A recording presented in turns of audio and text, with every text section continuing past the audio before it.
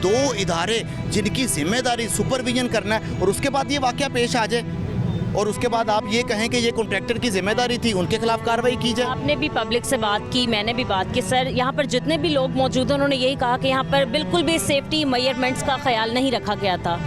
कोई भी एक ऐसा साइन बोर्ड कि यहाँ पर कोई काम चल रहा है या फिर ये जो शीट लगा दी जाती हैं, फ्लेक्सेस लगाई जाती हैं, यहाँ पर मौजूद नहीं थी।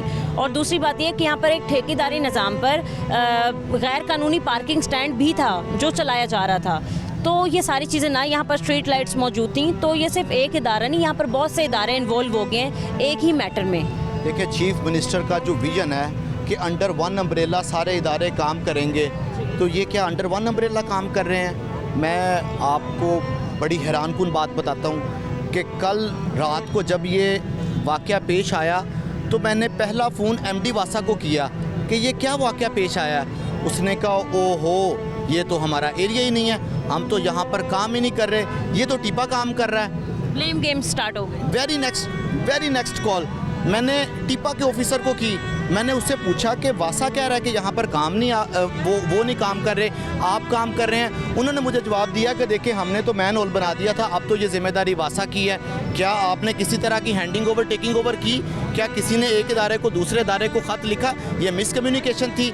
ये इदारों का आपस में जो चपकलश है, ये उसका एक बहुत बड़ा शाखसाना है जो कि खुल के सामने आ गया है। और उन दो जानों का कौन हिसाब देगा?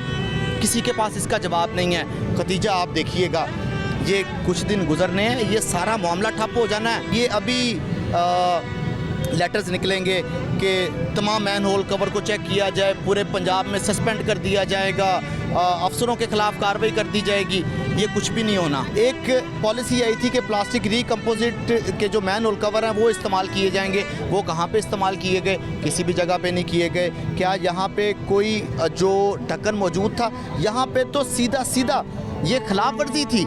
ये इसमें इदारों की जो गफलत है वो सीधी अयां हो रही थी कि किसी भी तरह का यहाँ पर जो तरक्याती काम किए जा रहे थे उसको लावारिस छोड़ दिया गया था। तो गवर्नमेंट को एक कम्प्रीहेंसिव पॉलिसी बनाने की ज़रूरत है। रोज़ाना ये इस तरह के वाक़यात रूनुमा होते हैं, कब तक इसके ऊपर इसी तरह की ही जो इल्ज़ामात की सियासत है वो करते रहेंगे।